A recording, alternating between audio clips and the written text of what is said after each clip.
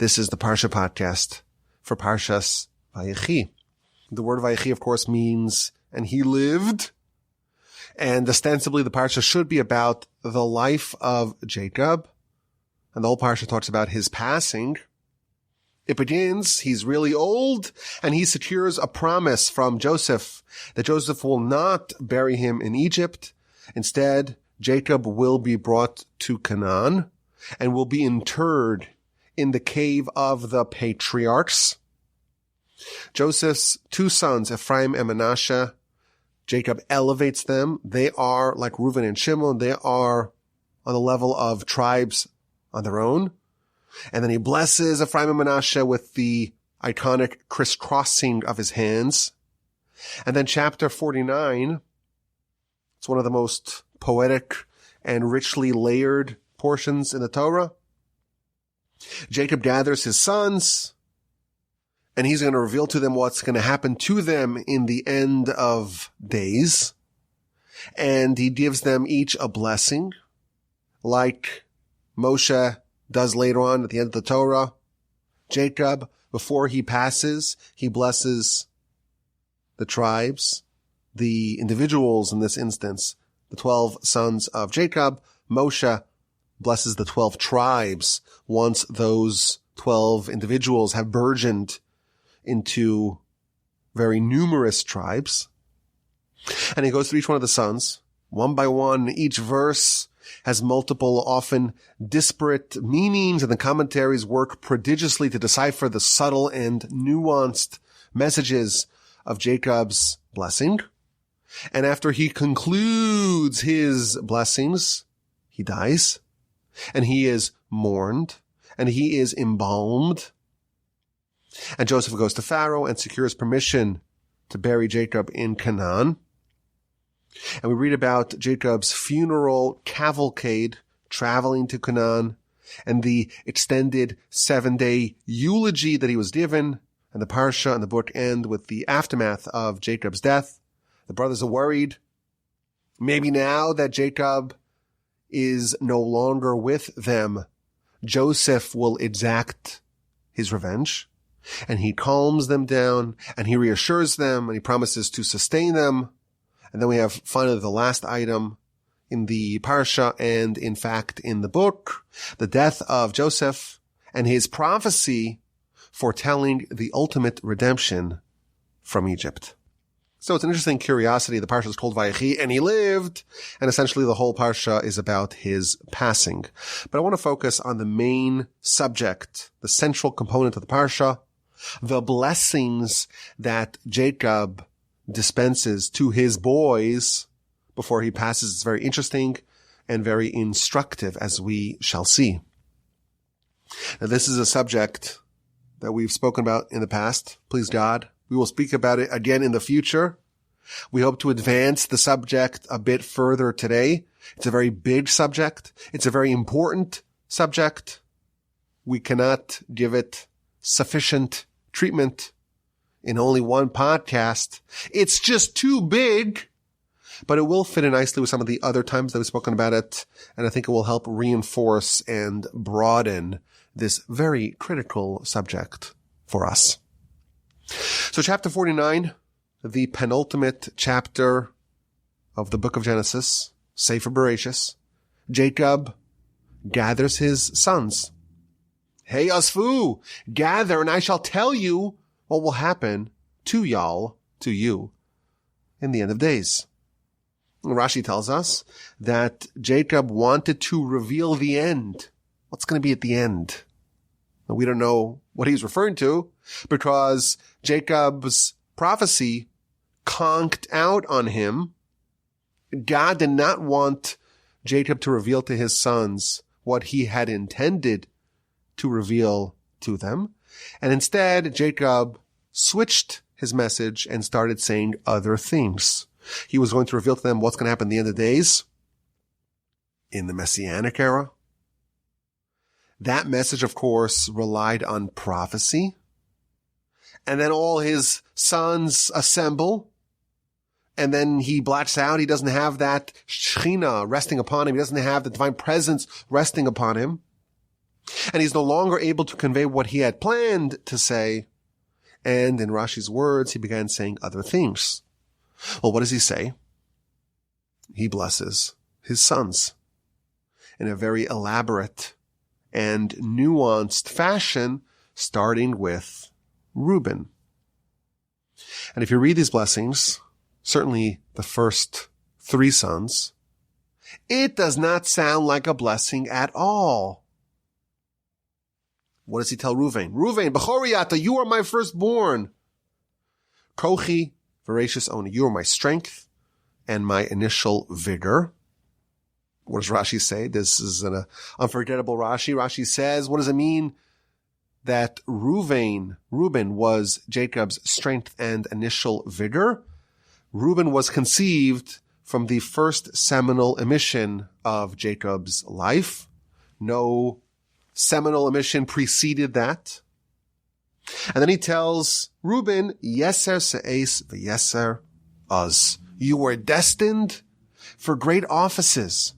You were supposed to be, after all, you're the firstborn. You were supposed to be the monarch and the priest. But alas, you lost it. Pachas kamaim al tosar. You are rushing like water, and therefore you won't be foremost. Because you rearranged the beds, you interfered with Jacob's intimate life. You defiled the sacrosanct, and therefore you lost what was destined to be yours. Now, if you were to tell someone, hey, Dad's going to give you a blessing. Oh, what's the blessing? What am I going to get? You're going to get a demotion, a double demotion. You were supposed to be the king. You're supposed to be the priest. Now you're a simpleton. You're a layperson. You're a plebeian. How is this a blessing? This is a question that we always wonder whenever we read these verses. Now, at the end of the whole string of blessings, the Torah recaps them and says, these are the 12 tribes, the 12 sons of Jacob. Vayevarachosam, and Jacob blessed them. They were all blessed. To us, this sounds like the opposite of a blessing. It sounds like a stern rebuke. It sounds like it's punishment. He's reprimanding Reuben. You were speedy, you were impetuous, you were running like water, and therefore I'm going to punish you. You were supposed to be king, you were supposed to be the priest, but now you are none of those. It's a demotion. This hardly constitutes a blessing in our eyes, yet Scripture attests that Jacob blessed all of his sons. I'll give you a blessing. All those hassles of being the king and having that red carpet rolled out before you and all the accoutrements of power and being the priest and being the intermediator between the Jewish people and God when they want to bring sacrifices, being the clergyman of the nation. Don't worry about that. You don't have to worry about that. It sounds like a curse, not a blessing. That's Reuben. And then comes Shimon and Levi. And they are lumped together. Shimon v'Levi achim. Shimon and Levi, you are brothers. But your tools, your implements are stolen craft. In their council, my soul shall not be. In their congregation, my honor shall not join. For in their wrath, they killed a man. And with their will, they hamstrung an ox. Cursed is their anger. Cursed is their rage. I'm going to scatter them amongst Israel. I'm going to divide them amongst Jacob. Again, you read this simply, even if you don't look at the commentary, it sounds very harsh. And then Rashi says, what Jacob was actually conveying to his children. Shimon and Levi, you are brothers. You are the ones, the two brothers who conspired to sell Joseph. The verse says that one of the brothers said to the other brother, let's find out what's going to be with this dreamer. Let's kill him. and will throw his body into one of the pits. Who were those brothers? Jacob knew. The two brothers, Shimon and Levi. It can't be Reuben, can't be Judah, because they both tried to save Joseph. It can't be Yisachar and Zevulun, because they would never speak before their older brothers. It can't be the four other candidates, the four sons of the maidservants, because after all, their hatred for Joseph was not complete, because Joseph would stand up for them. It's gotta be Shimon and Levi. These are the two dangerous brothers. These are the architects of the crime against Joseph. And their craft is stolen. They stole it from Esav.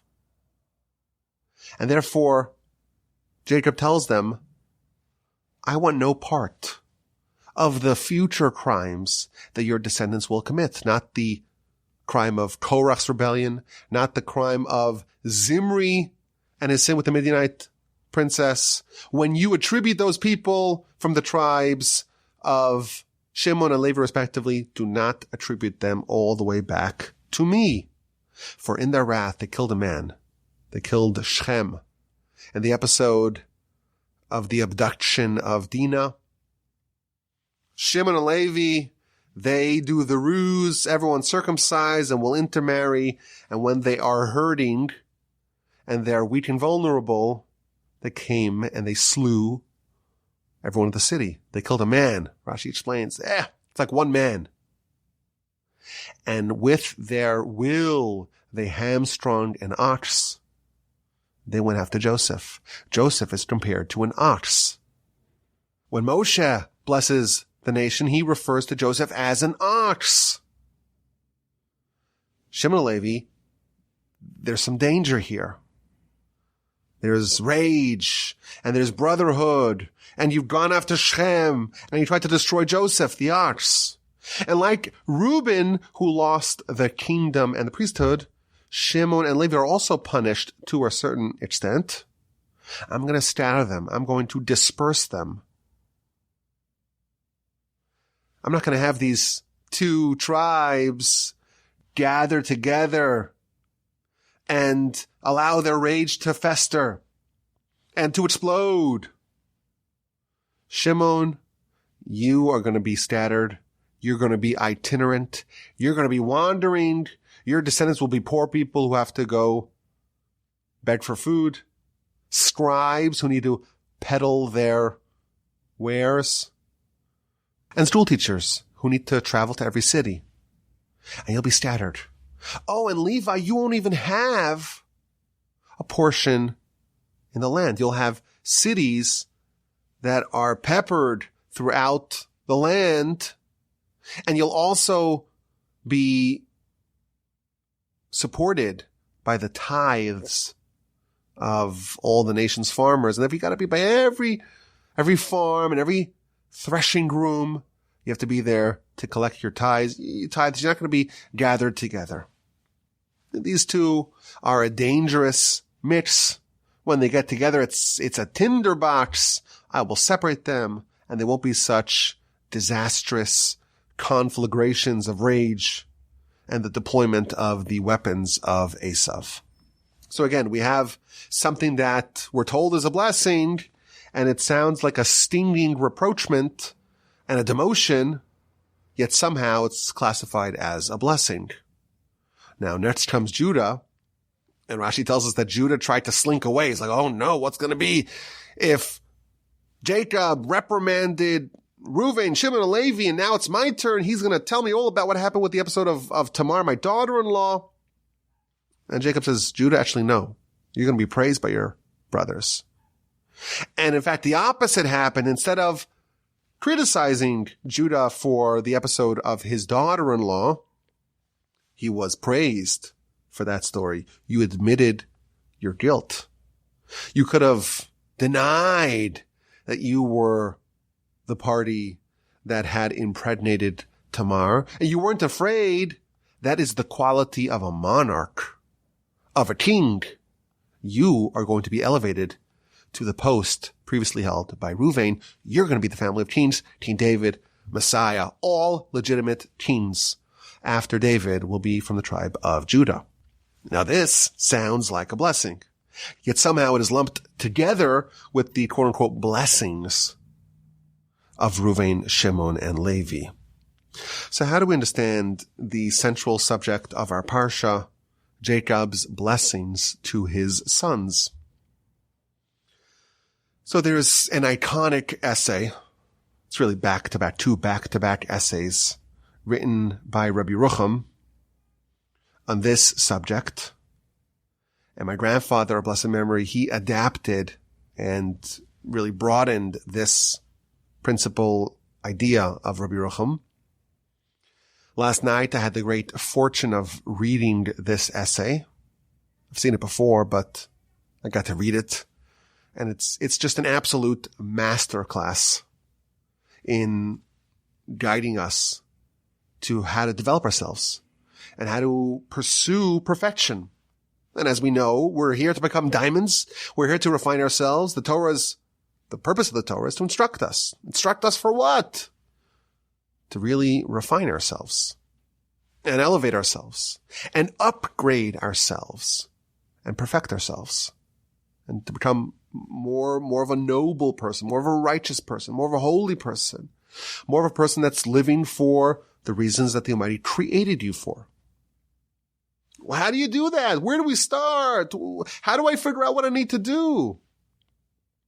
Those are the questions that everyone who's serious about this asks. How do you perfect yourself? How do you fix all your flaws? The human condition is that we're all created with flaws, and we all are different.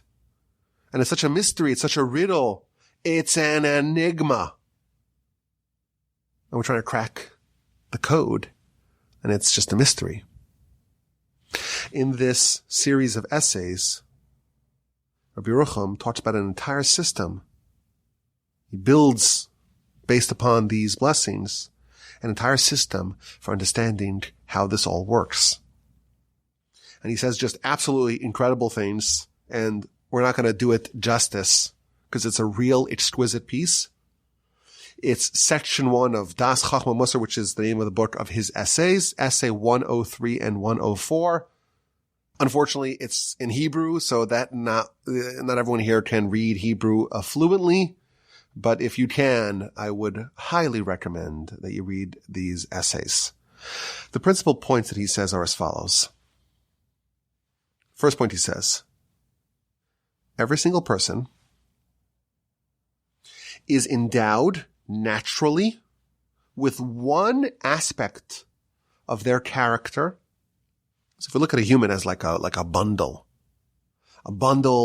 of all sorts of things. We have character, of inclination, we have traits, we have things that we prefer, things that we don't like, and things that draw us. Everyone's different in a whole host of ways.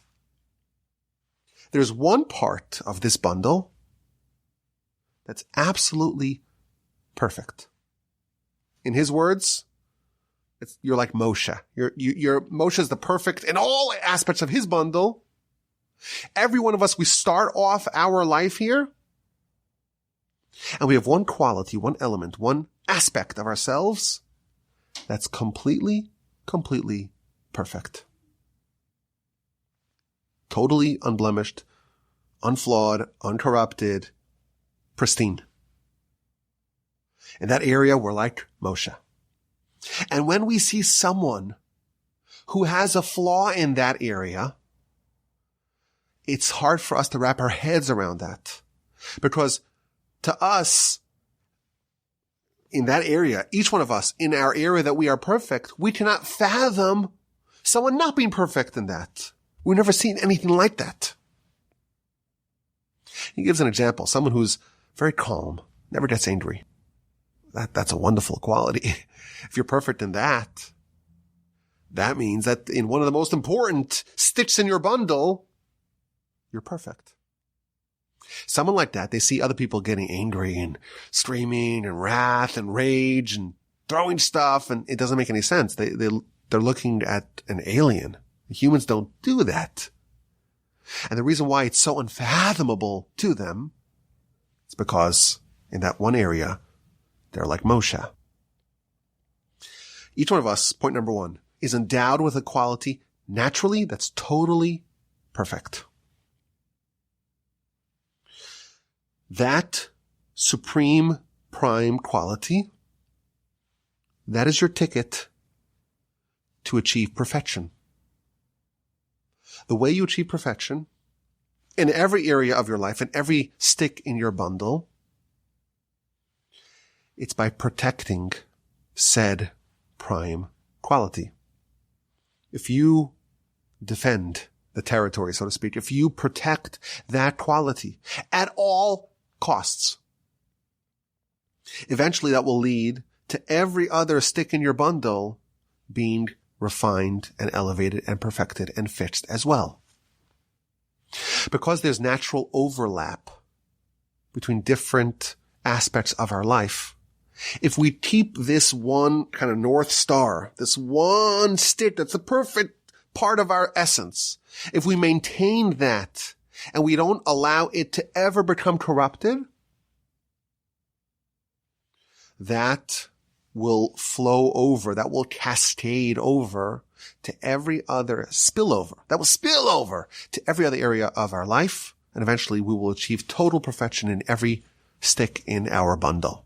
And thus, our objective is really defensive. Protect that one quality that you have that's perfect. Protect it at all costs. Don't allow it to get eroded. And through that, you'll achieve total perfection. If you defend those qualities, it will spill over to every other area of life, and you will ultimately perfect every part of your being. We all have an ace up our sleeves. We have a quality of the thousands of possible traits and aspects and elements and qualities, the sticks in our bundle. One part of it, it's completely perfect, at least initially. And our life mission is to identify what that is and to protect it at all costs. And he tells us that the tests that a person is given, the challenges that are thrown our way, are going to be targeted at that quality that is our best quality. Specifically in the area that you're strongest in, that's where you're tested. And there's a certain interesting paradox over here. People may feel, well, this area I'm constantly struggling in. I'm getting tested in this area again and again. It must be an area of vulnerability. But the truth is, the area that you're tested in is precisely the area that you have the most ability in. And if you defend that, you protect that, you're actually reinforcing that quality that you have naturally. And through that, you're able to achieve your perfection. But what happens if someone, God forbid, loses those battles? Then their prime quality, their one mosaic quality, can erode. And then you could lose your ticket to perfection, because you could lose your ability to achieve total perfection, because now you don't have that one quality that towers above all, that will spill over to all. Now you're at risk of not being able to achieve your perfection. But if we defend that prime quality and we never allow it to get compromised, eventually that will serve as the catalyst to elevate every other aspect of ourselves until we become completely perfect. Now he connects it to the Parsha when he talks about all the qualities that are featured in Jacob's blessings. Those are the mosaic prime qualities of each of the sons. And the blessings that they get are all fitting to what they really had initially. Those qualities that you have naturally are really your greatest qualities because you had to work really hard to defend them. And thus Judah, the example that he gives, Judah, he was born a king. He was born a leader. When he opened up his mouth, everyone listened. How was he tested? He was tested in the episode of Tamar, and he was forced to admit that he was wrong. He was specifically tested in the area of leadership. And when he withstood that test, he reinforced what he always had. He earned, so to speak, for eternity, what he always had within him. Joseph is the the holy one amongst his brothers, the distinct one amongst his brothers.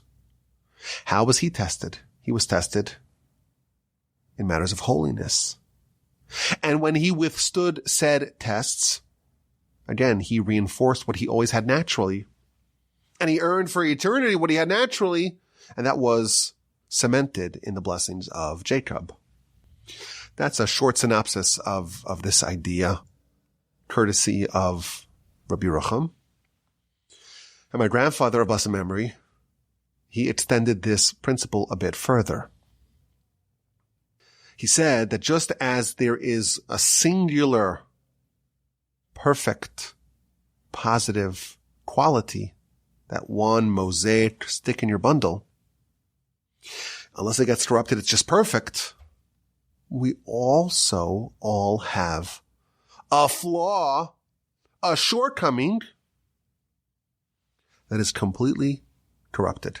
Just as we start off with one part of us that's just perfect, 100%, 10 out of 10, 1,000 out of 1,000.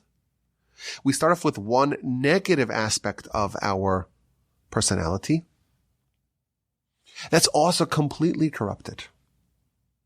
And just as when you execute your mission properly, just as that prime quality can be used to eventually fix everything, that prime flaw, that can be the unfortunate cause for things to go in the opposite direction. If you allow that to run amok, eventually it will result in total character and personal devastation. But you start off with a prime quality and a prime flaw that are both absolutely complete, at least initially. But that can be changed. If a person does not defend the prime quality, allows those tests that are invariably going to challenge it, if he allows those tests to disrupt the perfection of the mosaic quality, well, it will erode and eventually it will be lost. On the other hand, if a person does not allow the bad quality to fester, curbs its power, limits it, make sure that it does not surface, slowly the bad will be reformed, will be repaired, will be refined, will be reduced, and eventually fixed. So there's an entire system here of character development and character perfection. And of course, the flip side, the risks of total character erosion and degeneration. But using this as a backdrop, we now realize that it's really important for us to identify what are the elements of our life that are assets, that are qualities, and what are the dangers, what are the flaws, the shortcomings that can spell our undoing. You really need to know what you're composed of. What are the sticks in your bundle? Only once you know what the qualities and the flaws are, only then you have a picture of what you're composed of. What do I need to defend and what do I need to be wary of? What are the main threats? Only then could you really design your life to perfection. But how, in fact, do you know? How do you know what those prime qualities are and the prime flaws are? If you don't know, if you're ignorant to that question, well, then your life mission is in peril. If you don't know what tools you're trying to use or you need to use, well, then you're severely disadvantaged in any attempt to achieve perfection. If you don't know your qualities, you're in trouble. If you don't know your flaws, you're in trouble. And therefore, the more we can discover about ourselves, the better we are, better off we are at trying to figure out how to live our life. My grandfather, blessed memory, said, "This is the blessing of Reuven, Shimon, and Levi. To discover your flaws, to discover what the arch flaw that you have is, it's one of the best blessings that someone can receive. Someone who knows that, they have critical, indispensable, invaluable knowledge to know what they need to do in their lives.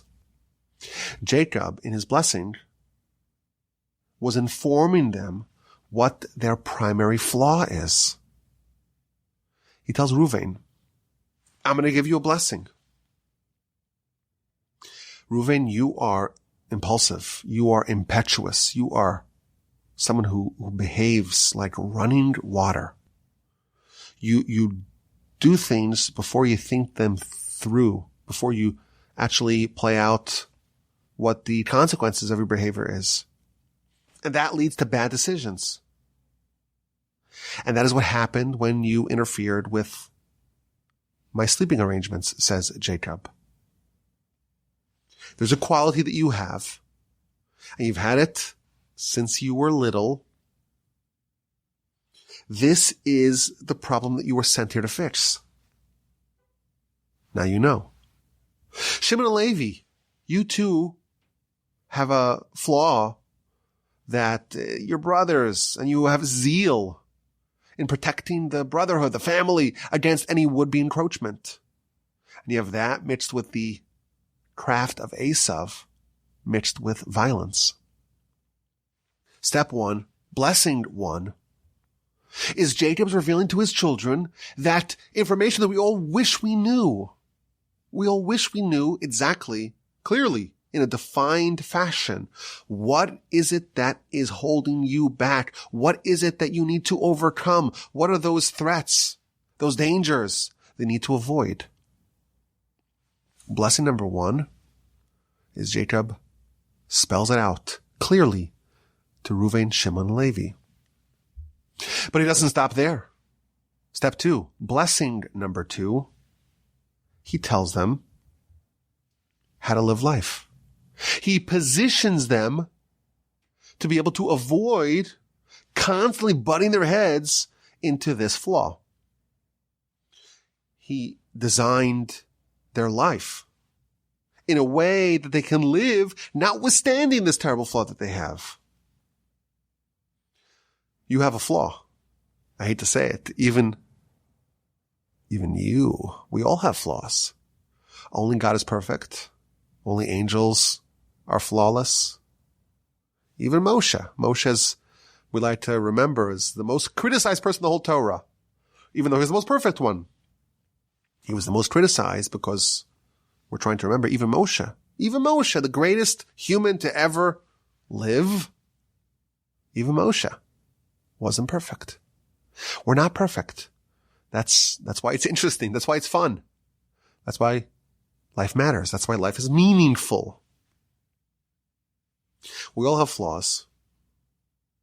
And the great game, the great mission is to figure out how we can overcome them. And one of the ways we can do that is to design a life where that doesn't matter. That's negated. That becomes a non-factor. If you could render the weakness into a non-factor, you're not going to be blundering at every turn. One of the best strategies, and this is of course only once you have the first blessing. Once you know what your strengths are, once you know what your weaknesses are, the strategy is to design the system in which you're going to operate. Design it in a way that the strengths are going to be given opportunities to shine. Design a system where those strengths are going to be featured, they're going to be surfaced, and the weaknesses, they're going to be relegated to being unimportant. It's like handwriting. If you're like me and you just don't have great handwriting, you're in luck because it doesn't really matter so much in today's world. Everyone's typing. Handwritten notes are almost anachronistic. Like it's good. You want to position yourself in a world where that your flaw doesn't really matter. That's of course a silly example. But in every area, in every conflict, in every system that you're going to operate in, the best way to design the system is to figure out what your strengths are and to make the system one that demands those qualities and one that avoids your weaknesses. You think of a battlefield. You want to choose the kind of battlefield that most neutralizes your weaknesses and most accentuates the value of your strengths. Even in business, you think about, how to deal with the competition, what are our strengths, what are our core competencies, and try to figure out how to make the area that the value is accrued to, the choke point of value, should be in the things that you're good at. Chess. We play a lot of chess here. Not as much as we used to, thank God. But if you have a certain style of game that you like to play in, a positional game, a very tactical game, you want to set up the board in a way that your advantages are going to be manifested. That's what Jacob's doing for his children. There's a pattern here. First, he diagnoses their flaws. And then he gives them what looks like to us as punishment. But truthfully, it's a double blessing. Reuben, you're impulsive. You're impetuous. You're speedy like water. You're quick to act. You're insufficiently deliberative. You're not contemplative enough. You're not circumspect. If you were in a highly pressurized environment, such a flaw would be deadly. If you're a king or a priest that's not cool-headed, well, that could spell national and personal disaster. Being impetuous and impulsive as a priest, well, that's another disaster waiting to happen. So there's a double blessing here. A, what are your superpowers and what are your super flaws? And once you know what they are, figure out how you could design a life, design a playing field in such a way that the superpowers are going to be most important and the flaws are not going to play a big role. Reuben thus got a double blessing. Shimon and Levi, the same thing. Their flaw is unrestrained brotherhood. When you feel like your sister is taken, you behave in ways that are like Asaph. You kill a man, really a whole town, for violating your sister. And Joseph, he's coming to cause problems in the family. You're going to hamstring this ox for threatening your sense of brotherhood. Again, that's the diagnosis. And what's the solution? I'll scatter you. I'll disperse you. Shimon in your way. Paupers, scribes, school teachers. Levi in your way. No ancestral lands. Just scattered cities throughout the territory. You'll be a recipient of tithes. And you have to go to all the thresholds to get your sustenance. And when you're scattered and you're not united, then the risk of this tinderbox of brotherhood is mitigated. So Jacob has a whole master plan here. He's revealing the flaws. He's revealing what are the potential threats that you need to avoid. And there's the life design component of it as well. How can you flourish notwithstanding said flaw? Once you know your shortcomings, it's actually a wonderful blessing because now you have your marching orders. And I remember that we talked about this a few months ago, Parshas Bereshis. The first parsha in the book of Genesis, in an episode titled Cain's Discovery, we spoke about how Cain was given really important and valuable and actionable information. And he didn't realize it. It sounds bad when you discover it. But once you put it in context and you realize how important it is, in fact, a great blessing. I want to take this whole subject a step further. Reuben, his flaw was that he would act before he thought things through. He's impulsive. He's running like water. How does the blessing start? There's a little preamble. Reuven, Bechoriata, Reuven, you are my firstborn. Kochi, my strength. Veracious, Oni, and the first of my vigor. So Rashi says, referring to the first drop that produced Reuven. I saw for the first time an incredible midrash. The midrash connects this story, this blessing to Reuven, to one of Reuven's descendants, namely a gentleman by the name of On ben Peles. You may recall in the book of Numbers, in Parshas Korach, there is a rebellion. Korach is Moshe's first cousin, and he launches a rebellion against Moshe and Aaron. And he has with him a motley crew, 250 unnamed leaders of the people, plus Dasan and Aviram, Dathan and Abiram, and a gentleman by the name of On ben Peles. And they question Moshe's superiority. Are you better than us? The entire congregation is holy. Why do you elevate yourself above everyone else? It doesn't end up well for Korach and his co-conspirators, and I apologize for spoiling the story for you. Some of them are swallowed by a sinkhole, some of them are consumed by a divine fire, and some of them die in a plague. Of all these mutineers, only On ben Peles survives. How does he survive? So the Talmud tells us that his wife saved him. Moshe and Aaron, these are the leaders.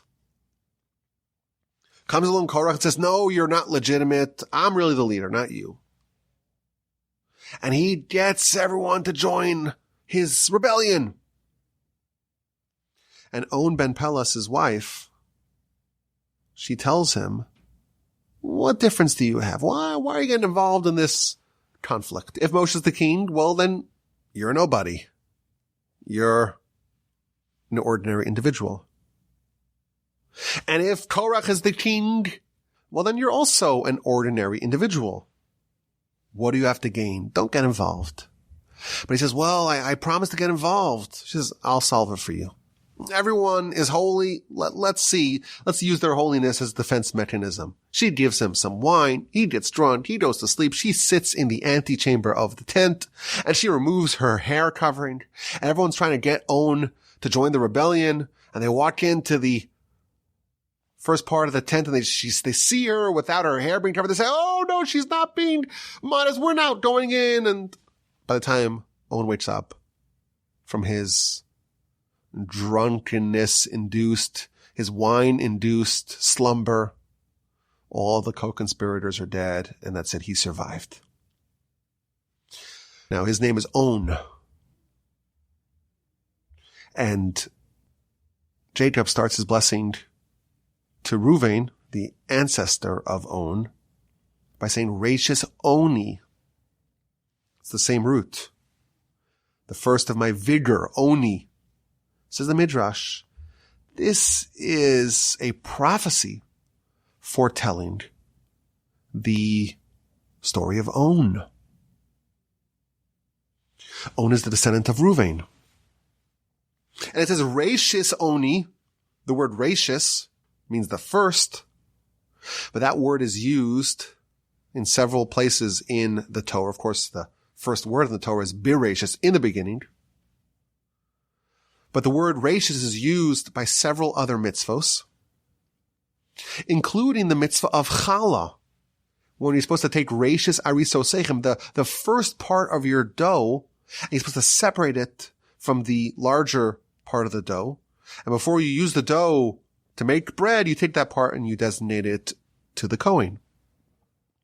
Rashis Oni, says the Midrash, Jacob is foretelling of On, and how he got saved by his wife in a way similar to challah just like challah, you separate a smaller part of the dough from the larger part of the dough, so too his wife separated him from the rest of the co-conspirators. This is just an incredible midrash. There's some sort of connection between Reuben and his descendant On, and somehow over here, when Jacob's about to give the blessing to Reuven, somehow it's noteworthy, it's important, it's pertinent, it's germane to tell us about his future descendant, On ben Pelas. Now, in general, in the whole story of On ben Pelas, his wife tells him, well, why are you joining the rebellion against Moshe and Aaron? If Moshe and Aaron, well, they're the leaders, you're nothing. And if Korach, he's the leader, you're still nothing. Why are you getting involved? And there's an obvious question. His wife told him something so supremely logical. What, in fact, was On ben Pelas originally thinking to join the rebellion? She says, well, you have nothing to gain. Well, if you had nothing to gain, then why was he initially motivated to join the rebellion? I think we see the answer here in this midrash. On is a descendant of Reuven. Reuven's flaw is that he's impetuous, he's impulsive, he acts before he thinks. What was On thinking? What was his calculus to join the rebellion? He wasn't thinking. He's a descendant of Reuven. He's impetuous and impulsive like Reuven. He's running like water, not stopping to think for a second before he acts. The water doesn't deliberate. Oh, should we go down the hill or not? I don't know. What do you think? It just goes. And his wife saved him. How? Like challah, reishis arisosechem. Challah, it's a really interesting mitzvah. You're ready to bake. You have a whole dough. It's been a long process to turn the initial seeds into the starch of wheat, and you've now had flour and you mixed it and you have dough. And the oven's hot. And you're hungry. Before you bake something, you have to separate part of it and say, this, I'm not baking.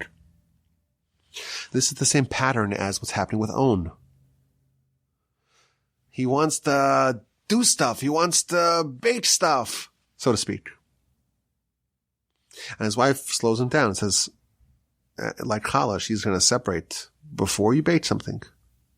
Before you actualize your ideas, you have to maybe consider that you have to separate a part of it. What part should be baked and what part should not be baked. It's interesting that this mitzvah is one of the mitzvahs that are the domain of the women. Perhaps men tend to have a tendency to be more On-like, more Reuben-like, to act maybe without thinking sufficiently. Maybe this is why challah is a woman's mitzvah and part of her role to bring about better judgment, to separate the bakeable from the non-bakeable. But I found this to be very interesting that in the episode of Reuven, and when Jacob lines up, so to speak, the flaw that he has, and the flaw that he's going to perpetuate to his children, because we see that the descendants of these 12 individuals are going to harbor the qualities of their forebearer. And we see in a very similar way, to what Jacob tried to do for Reuven, On's wife did for him. And if we look at Shimon and Levi, we find something similar.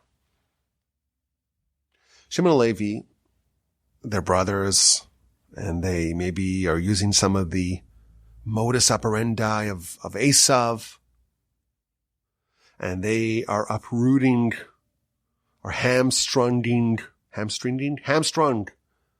an ox. But if you study their stories, you'll find something really interesting. There's a divergence between the path that Shimon takes versus the path that Levi takes.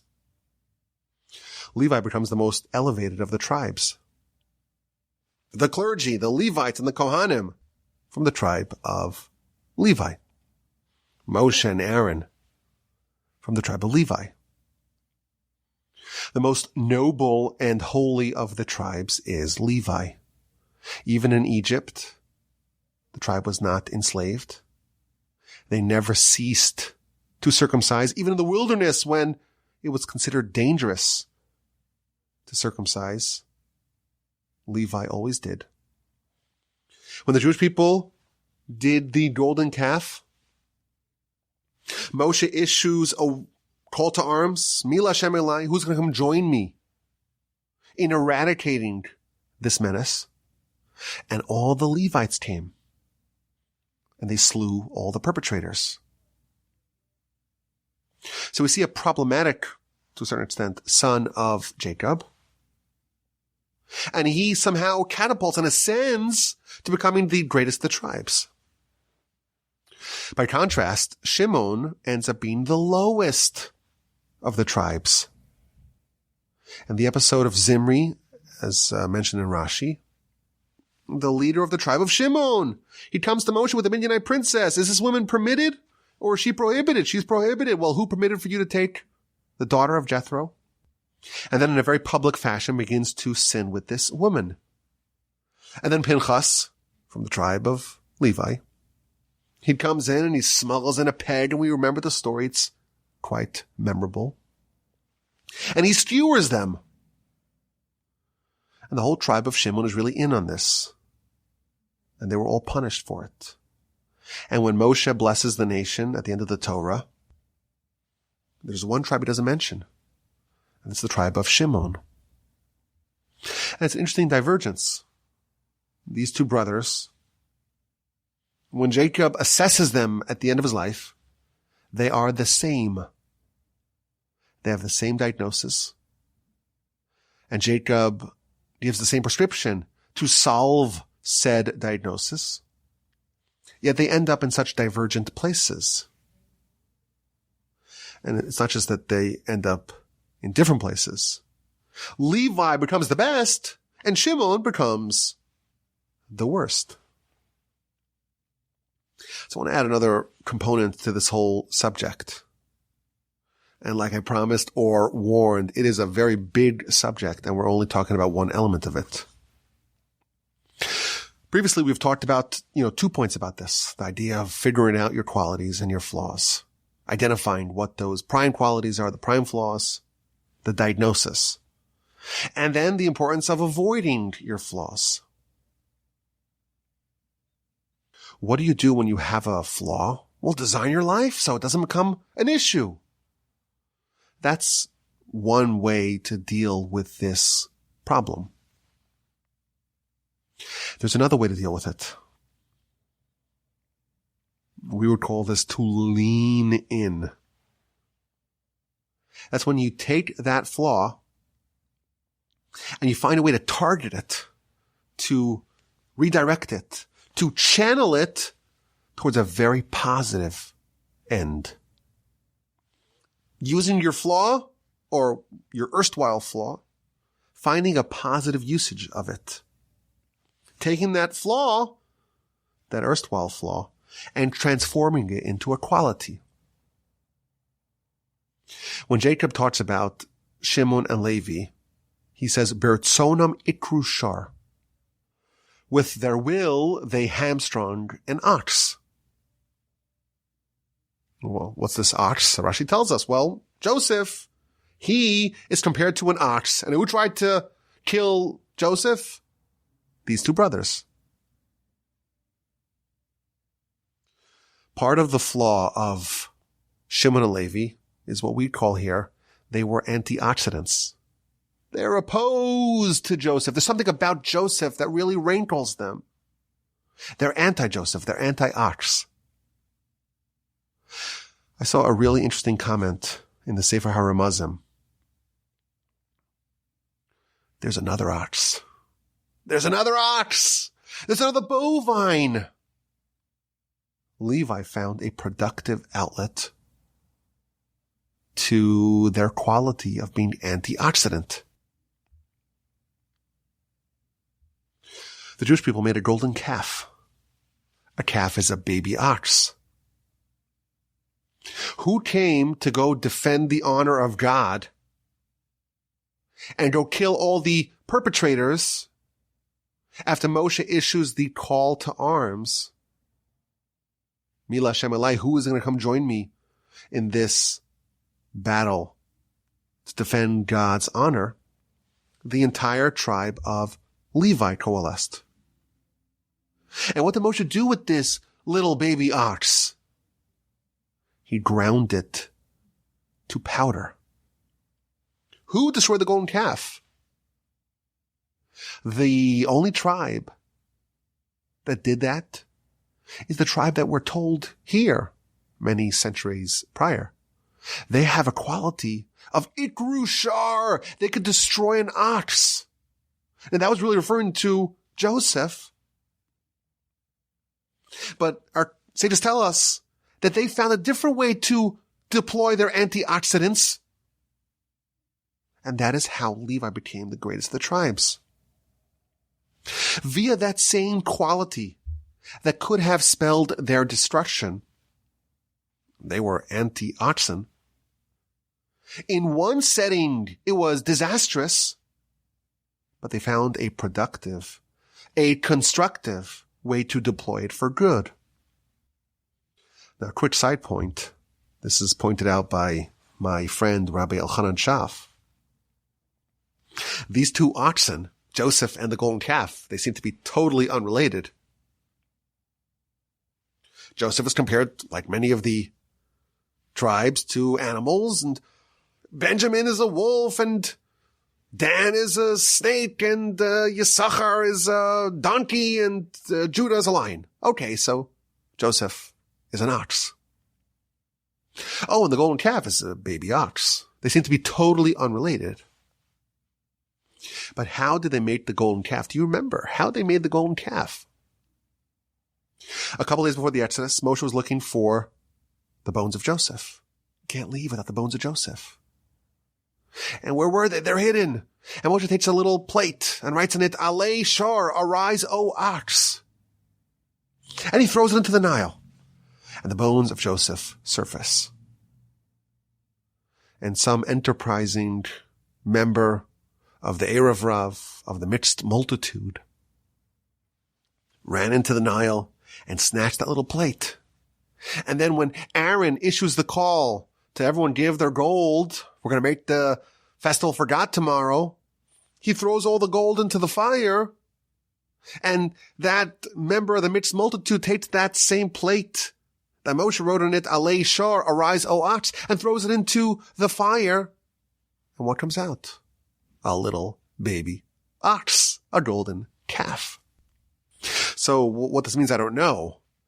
But there's some connection between ox 1 and ox 2, Joseph, and the golden calf.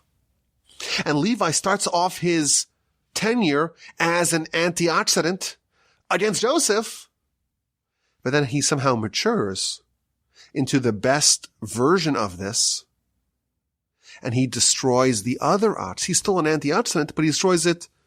This time it's not the ox of Joseph, it's the golden calf.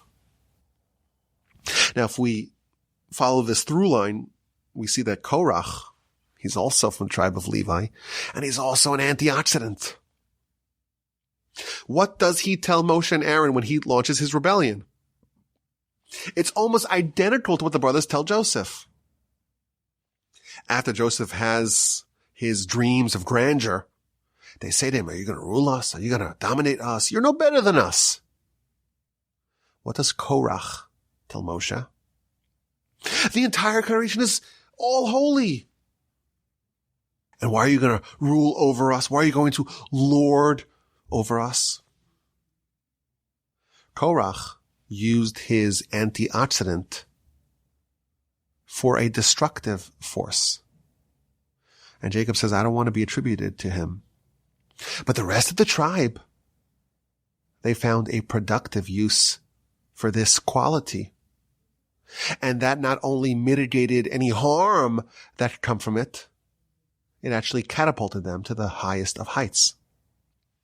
Levi channeled their hatred for the ox to the good kind of hatred of an ox, to hatred of the golden calf, and thereby became the most elevated of tribes. Shimon, by contrast, they also remained anti-oxidants. And Rashi tells us that in the episode of Zimri, when they went up against Moshe, and they were skewered by Pinchas, and after that happened, the whole tribe was belittling Pinchas. And the Talmud spends a lot of time telling us, this is in the book of Sot on page 43a, that Pinchas was a descendant of Joseph. And the reason why Pinchas led the war against Midian is because of what they did to his ancestor, to Joseph. And the Talmud spends a lot of time telling us that Pinchas comes from Joseph. I think this is hinting to us that the tribe of Shimon, they still had some of the bad form of antioxidants. They capitulated to their bad attribute. Maybe they didn't take the message that Jacob gave them, they didn't take it to heart. And thereby they descended and became the lowest of the tribes. Now, as promised, this is a very big subject and a very important one. Because, we're here, we're in the Parsha podcast, we're not just here to have fun. Well, we are here to have fun, of course. But we're here to learn something, to elevate ourselves and hopefully achieve a higher level of enlightenment, of refinement. And we have to realize that we're all different. There can't just be a cookie cutter, one size fits all approach. Of course, the Torah is universal for all Jews. But what about me?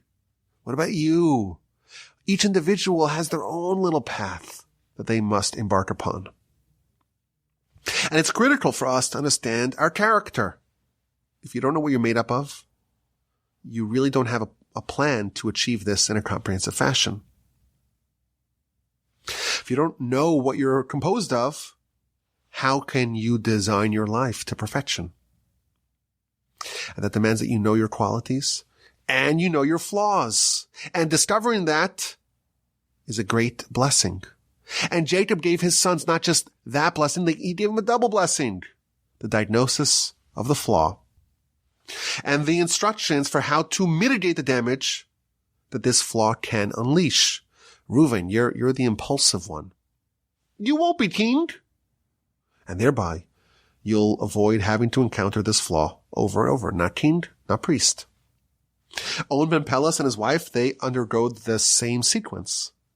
He joins the rebellion impulsively, and she skillfully navigates him out of it like the challah. Shimon and Levi, they're brothers. They're antioxidants. They want to hamstring an ox. And that can be manifested in different ways, maybe 3 different ways. It could be neutral. If they're separated and they're traveling and they're never united together and they don't congregate, they don't meet so many oxen. And that's not good, not bad. It's a way to avoid it. You avoid live a life where you're never getting too close to danger. And that's what Jacob proposed to Shimon and Levi. Each one of them went in a different direction. Shimon allowed the antioxidants to really fester and to dominate them. And they seemingly were fighting Joseph and his descendants. And thereby they spiraled to the lowest nadirs, becoming the lowest of the tribes. Levi found an ingenious way to convert the liability into an asset. And this is the third way to behave when you have a flaw. Either try to avoid it, it's neutral, or capitulate to it, or turn it into an asset. He was an antioxidant, all right, but he deployed it in the best possible fashion to destroy the golden calf and thereby become the greatest of the tribes. And yes, there were vestiges of the bad antioxidants in the episode of Korach, but the tribe as a whole utilized this aspect to gain great heights. Now, for us, we have to realize that we don't have Jacob. Nevertheless, to understand our qualities and our flaws, it's absolutely indispensable. It's paramount, because that's the best way to understand what our strengths are and our weaknesses are, and to know where our vulnerabilities lie and where our opportunities lie. It's indispensably instructive to help us design our life. And yes, no one wants to dwell upon their flaws and their shortcomings, and we get really angry if someone tells us about it. But the truth is, that knowledge is golden. Now, what do we do now, absent Jacob or any other prophet to guide us? That's an important question. And there are some answers. But we're going to have to leave that for another time. This is clocking in as one of the longest Parsha podcasts. And we're not even up to the question that's going to raise our IQ. So, as they say, stay thirsty, my friends. We'll get to it, please God. But now let's get to the question. It's so important for us to get a little smarter about the Parsha every week. So we have one idea. This is more than an idea, of course, but which I'd like to end off with a question, or any other idea like a quip or a quote. This is a fun question with a very nice answer. Joseph in our Parsha makes contradictory statements. After Jacob died, they bury him, and the brothers are worried that maybe now Joseph is going to lay down the hammer upon them. The Midrash tells us that on their way back from Canaan, I didn't know this till this week. Listen to this. On the way back from Canaan, Joseph made a pit stop. Where did he stop? He stopped in the pit. A pit stop. Which pit? The pit that they threw him into. The pit teeming with snakes and scorpions and bereft of water. He wanted to thank God for doing a miracle for him in that location. And the brothers see that and they're, oh no, he hasn't forgotten. It's been a while. It's been 39 years.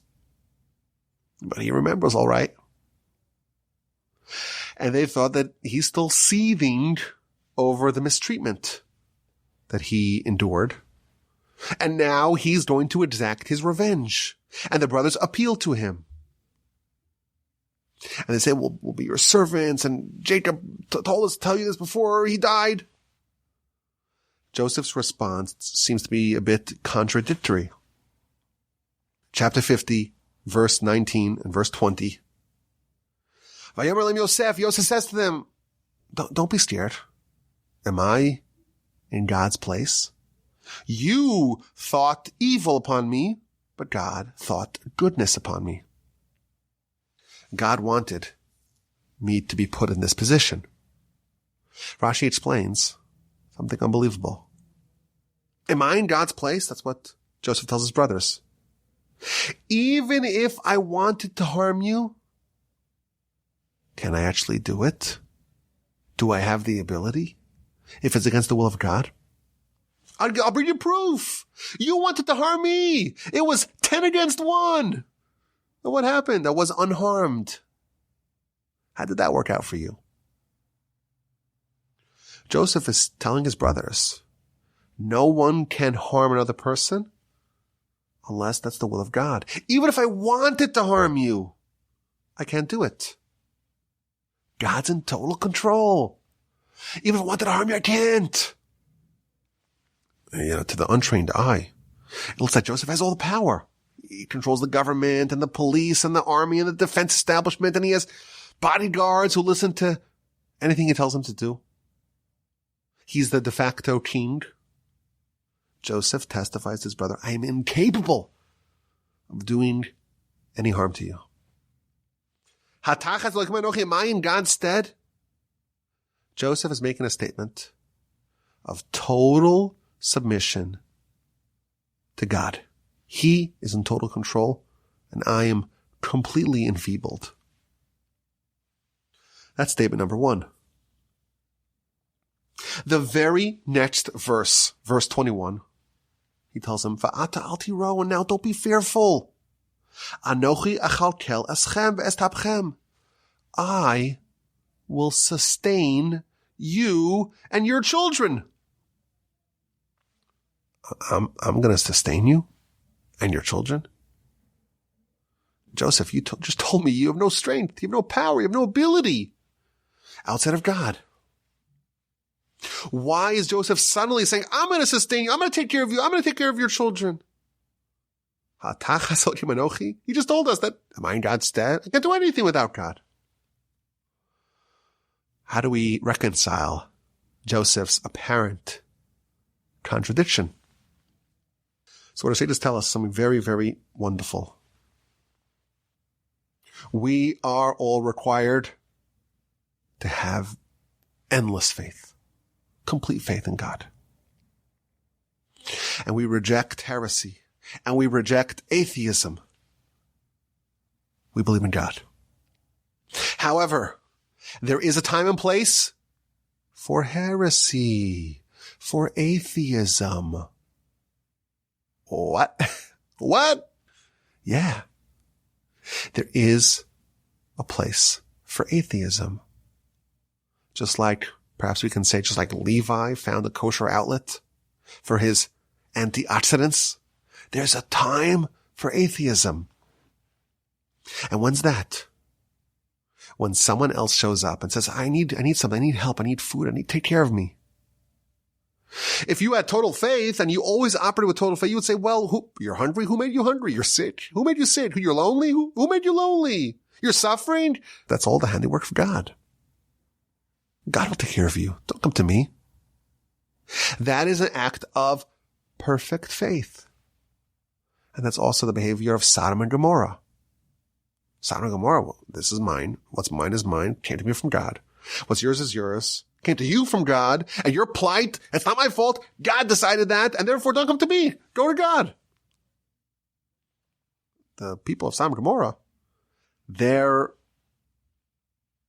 lack of kindness and hospitality, we're told, it comes from a twisted version of faith. Why? Because it doesn't have a little dose of atheism as well. When it comes to someone else's needs, don't say, well, God will take care of you. No. It's our responsibility. I will sustain you, says Joseph. I just said a second ago, am I in the place of God? Joseph knows everything's from God. But when it comes to someone else's needs, you don't have faith. You have to pull out some heresy. A little minor micro dose of atheism. Don't say, God will take care. Oh no. Anochi achalkel eschem. It's my responsibility. I thank you for listening. I don't know why. I feel like the Parsha podcasts are getting a little too long. A little too long. I apologize for the length. But I appreciate every second that you give your attention to the Parsha podcast. It's wonderful. I'm in the Torch Center now. It's nice and quiet. But I feel like we're having a conversation. But let's make it bilateral. Send me an email. What's my email address? Well, rabbiwolbe@gmail.com. If you can't remember that, if you look in the notes, in the description of the podcast, every podcast, it will have a little reminder of the email address. Send me an email. rabbiwolbe@gmail.com. Have an incredible rest of your day. Have a stupendous rest of your week. And a sensational, uplifting, invigorating, inspiring, enjoyable Shabbos upcoming. And please don't help the Mari. We'll talk again next week.